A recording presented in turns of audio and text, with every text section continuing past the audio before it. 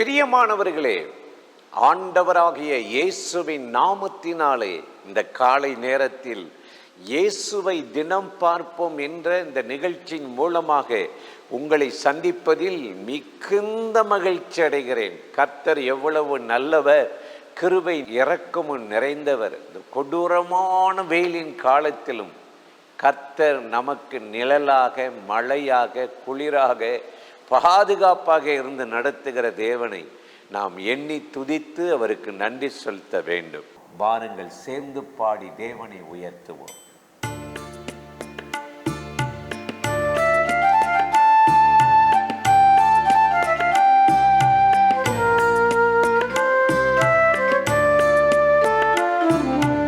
எப்படி நான் பாடுவேன், என்ன சொல்லி நான் துதிப்பேன், உம்மை எப்படி நான் பாடுவேன், என்ன சொல்லி நான் துதிப்பேன்.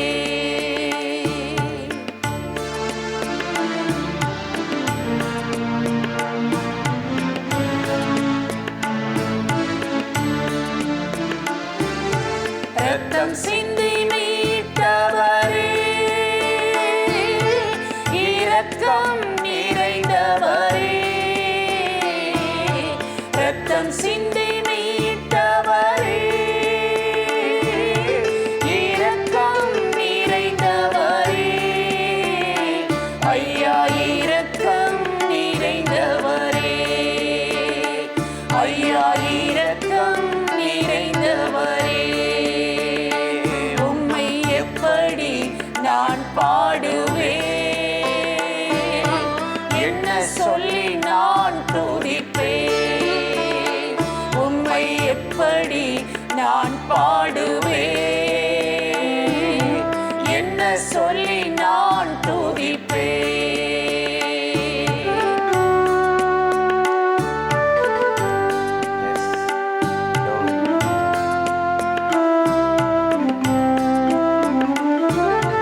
அபிஷேகித்து அணைப்பவரே, ஆறுதல் நாயகனே, அபிஷேகித்து அணைப்பவரே, ஆறுதல் நாயகனே, ஐயா ஆறுதல் நாயகனே, ஐயா ஆறுதல் நாயகனே, எப்படி நான் பாடுவேன், என்ன சொல்லி நான் துதிப்பேன்.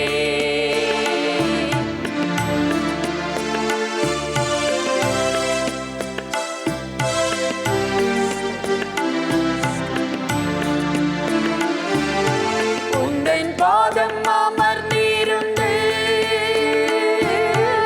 ஓயாமல் முத்தம் செய்வேன்,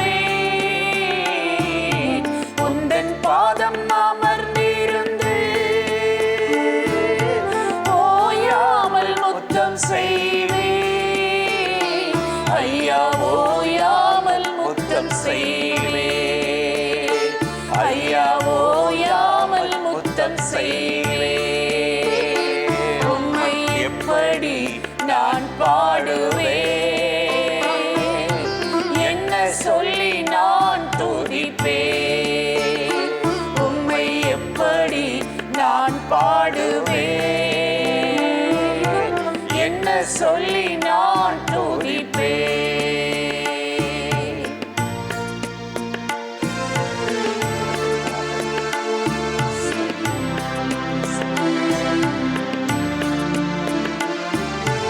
என்னை விட்டு எடுபடாத நல்ல பங்கு நீர்தானையா, என்னை விட்டு எடுபடாத நல்ல பங்கு நீர்தானையா, எந்த நல்ல பங்கு நீர்தானையா, ஐயா நல்ல பங்கு நீர்தானையா, உம்மை எப்படி நான் பாடுவேன், என்ன சொல்லி நான்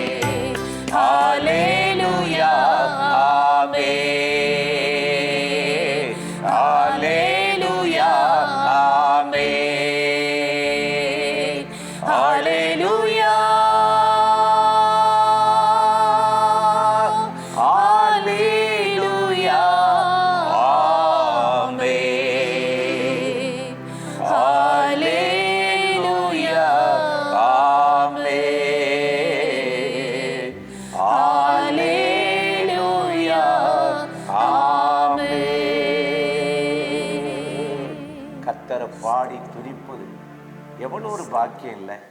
ஒரு பெரிய தேவ மகிமை பிரசன்ன நம்மளை இருதயத்தை நிரப்பிடும். கவலைகள், பலவீன, சோர்வு நீங்கி ஒரு நம்பிக்கை வந்துவிடும். இன்றும் கூட வேதத்திலிருந்து ஒரு வசனத்தை உங்களோடு பகிர்ந்து கொள்ள பிரியப்படுகிறேன்.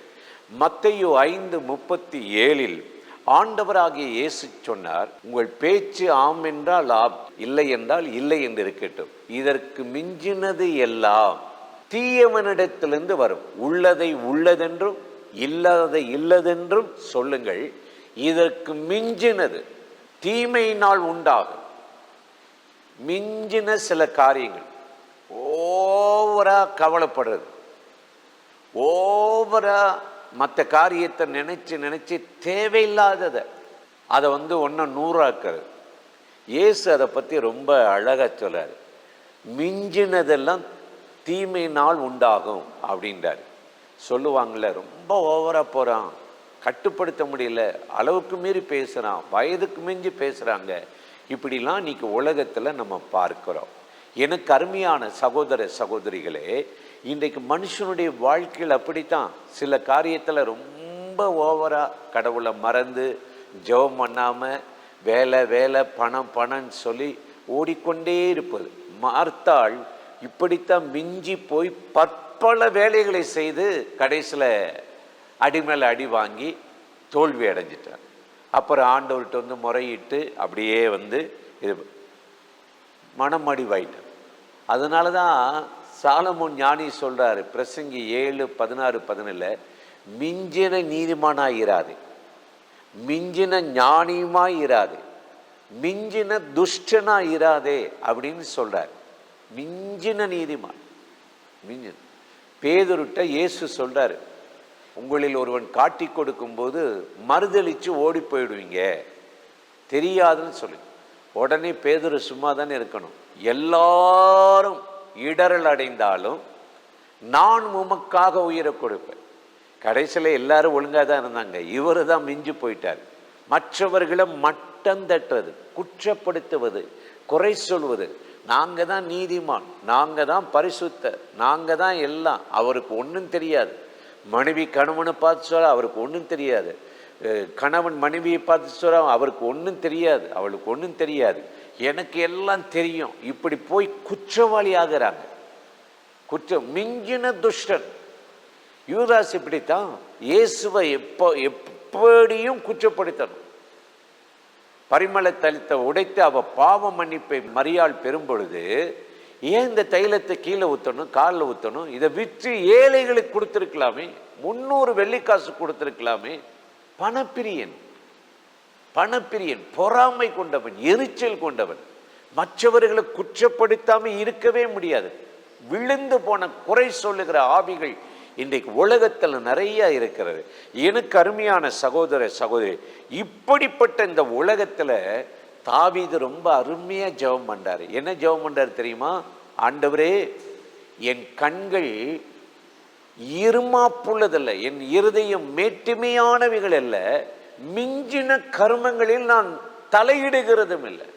எனக்கு தேவையில்லாத காரியத்தில் நான் தலையிட்டு, பிறர் காரியத்தில் தலையிட்டு, ஒரு சைடாகி ஒருத்தரை ஆதரித்து ஒருத்தரை பகைச்சு இப்படிலாம் நான் இல்லாதபடி, மிஞ்சின கர்மங்களில் தலையிடாதபடி அவைகளுக்கு என்னை விலைக்கு காத்திரலும் என்று நல்ல ஒரு ஜெபத்தை ஏறெடுக்கிறார். ஆண்டவர் அந்த மிஞ்சின கர்மங்களுக்கு தாவீதை விலைக்கு அவருக்கு ஏற்ற, இருதயத்துக்கு ஏற்ற ஒரு தாசனாக மாற்றினார். எனக்கு அருமையான சகோதர ஒரே வேலை, ஒரே கோபம், ஒரே டென்ஷன், நேரமே இல்லை, பரபரப்பா இருப்பாங்க. இது நல்லதில்லை. எல்லாத்தையும் நிதானமா செய்யுங்க. மிஞ்சும் கோபத்தை அவர் அடக்கி போடுவாராம். அது மனுஷனா இருக்கட்டும், ராஜாவா இருக்கட்டும், யாரா இருக்கட்டும், கர்த்தருக்கு கொடுக்க வேண்டிய நேரம், கர்த்தருக்கு கொடுக்க வேண்டிய உழைப்பு, கர்த்தருக்கு செய்ய வேண்டிய கடமைகள், காரியங்கள், ஊழியங்களை செய்யாமல் நீங்களா சுத்தி பரபரப்பாக கொண்டு போகும்போது, வசனம் சொல்லுகிறது சங்கீதம் 76:10, மிஞ்சும் கோபத்தை அவர் அடக்கி வைக்கிறாரா. இன்றைக்கு அந்த மிஞ்சின கர்மங்களில் தலையிட்டு தேவனுடைய கிருபை இழந்து போகாதபடி சாந்தமுள்ளவர்களாக, பணிந்தவர்களாக, அவருக்கு முன்பாக நம்மளை ஒருமுகப்படுத்தி தாழ்ந்திருக்க பழகிக்கொள்ளுங்கள். அப்பொழுது ஆண்டவர் எல்லா கருமங்களுக்கும் உங்களை விலக்கி பாதுகாத்து நற்சாட்சி உள்ளவர்களாய் மாற்றி இந்த நாளில் அற்புதமாய் நடத்துவார். அந்த தேவாதி தேவனை நோக்கி நாம் இப்பொழுது ஜெபிக்கலாமா? அன்பும் இரக்கமும் கிருபையும் நிறைந்த நல்ல ஆண்டவரே, இந்த ஆசீர்வதிக்கப்பட்ட நாளுக்காக, நேரத்துக்காக, கிருபைக்காக உமக்கு நன்றி. யாரெல்லாம் இந்த காலையில தங்களை அர்ப்பணித்து தேவையில்லாத கருமங்களில், மிஞ்சின காரியங்களில் தலையிடாதபடி என்னை காத்துக்கொள்ளும் என்று சொல்லுகிறார்களோ, அத்தனை பேரையும் நீதியோடும் சமாதானத்தோடும் பலத்தோடு சுகத்தோடு காத்துக்கொள்ளும். வேண்டாத தீமைக்கு விலைக்கு காத்துக்கொள்ளும். இந்த நாள் அவர்களுக்கு இனிதாய் அமைவதாக. காரியங்கள் கைகூடி வரட்டும். ஆசீர்வதியும். இயேசுவின் நாமத்தில் இந்த ஜெபங்களை ஏறெடுக்கிறோம் எங்கள் உயிர் உள்ள நல்ல பிதாவே. ஆமீன், ஆமீன். ஆண்டவர் இந்த ஜெபத்தை கேட்டிருக்கிறார்.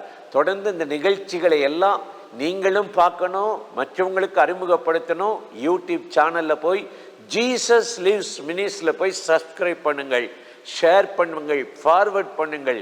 இந்த ஊழியத்தை மற்றவர்களுக்கு அறிமுகப்படுத்துங்கள். ஆண்டவராகிய தேவன் ஆசீர்வதித்து நடத்துவார். ஆம்.